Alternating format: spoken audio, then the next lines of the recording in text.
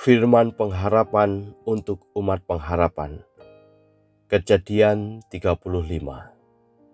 Allah berfirman kepada Yakub, "Bersiaplah, pergilah ke Betel, tinggallah di situ dan buatlah di situ mezbah bagi Allah yang telah menampakkan diri kepadamu ketika engkau lari dari Esau kakakmu."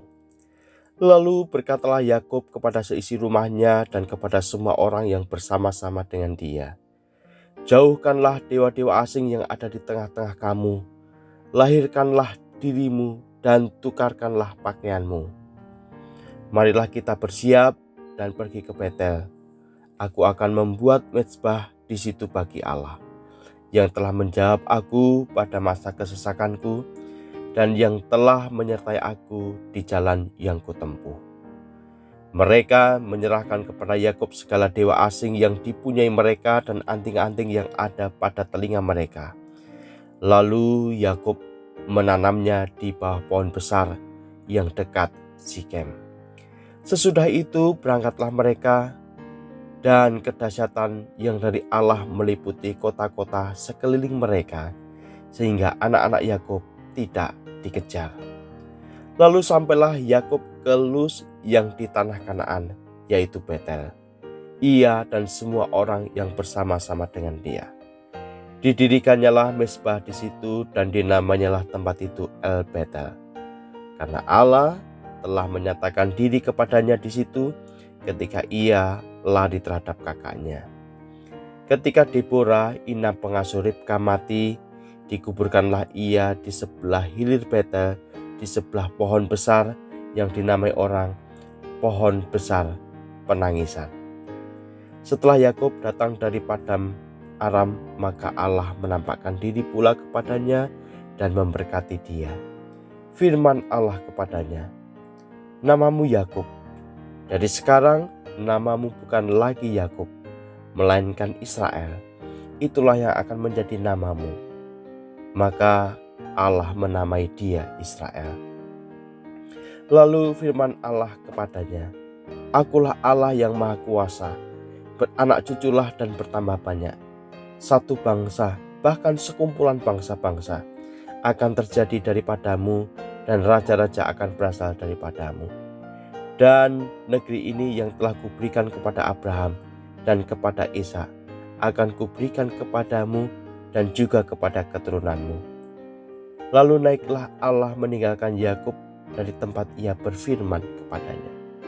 Kemudian Yakub mendirikan tugu di tempat itu, yakni tugu batu. Ia mempersembahkan korban curahan dan menuangkan minyak di atasnya. Yakub menamai tempat di mana Allah telah berfirman kepadanya Betel. Sesudah itu berangkatlah mereka dari Betel. Ketika mereka tidak berapa jauh lagi dari Efrata, bersalinlah Rahel, dan bersalinnya itu sangat sukar.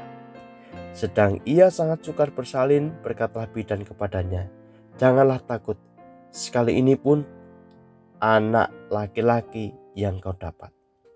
Dan ketika ia hendak mengembuskan nafas, sebab ia mati kemudian, diberikannya nama Ben-Oni kepada anak itu. Tetapi ayahnya menamainya Benyamin.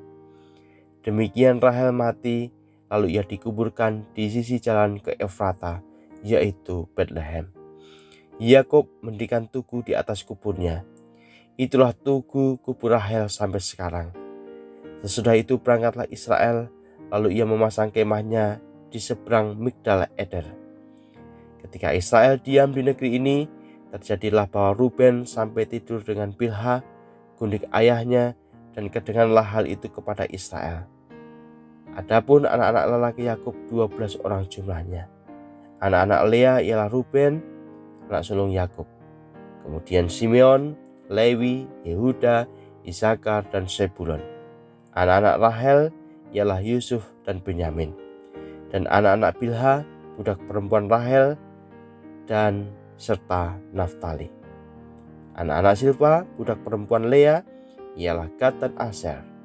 Itulah anak-anak lelaki Yakub yang dilahirkannya baginya di Paddan Aram. Lalu sampailah Yakub kepada Ishak ayahnya di Mamre dekat Kiryat Arba. Itulah Hebron, tempat Abraham dan Ishak tinggal sebagai orang asing.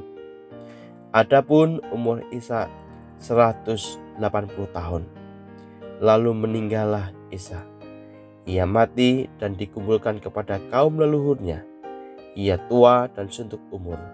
Maka Esau dan Yakub, anak-anaknya itu, menguburkan dia.